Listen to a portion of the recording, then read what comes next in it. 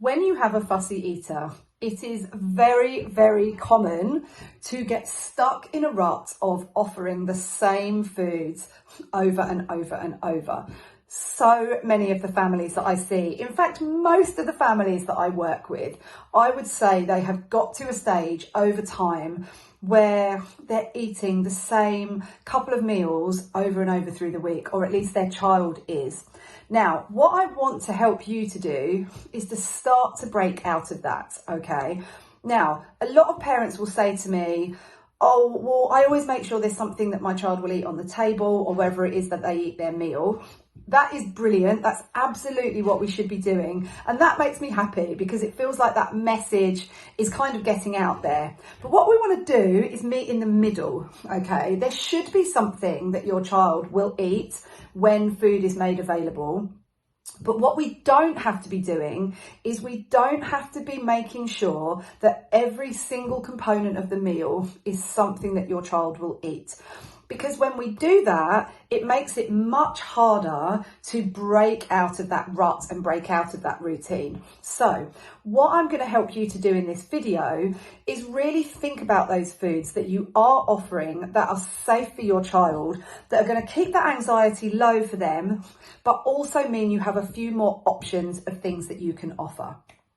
So when we think about those foods that I would call safe foods or accepted foods, and you as a parent might just think, oh, they're the things that my child will eat. What I generally see is parents offering a food that is guaranteed to be eaten. It will always be eaten and therefore there's no anxiety.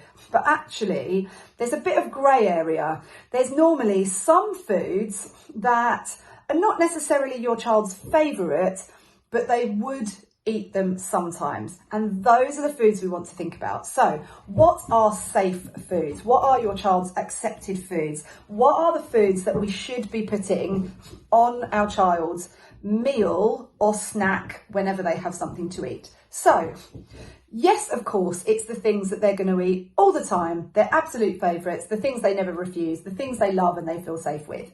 But we also want to think about other foods that will be accepted sometimes, okay? And when we think about those foods being accepted sometimes, what I want you to think about is that a food that your child would eat if you weren't pressuring them? So if you think, oh, sometimes they eat it, but when you think about it, you go, oh, actually, I'm normally pressuring them or I'm telling them they've got to. That is not a safe food.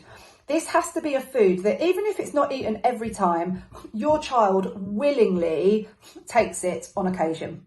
Another thing to think about is that a food that they would eat if they were particularly hungry, for example? So if they were quite hungry, they came to the table or they came to wherever you're eating your meal and they would eat it if they were really hungry without any persuasion. So that also makes it a safe food.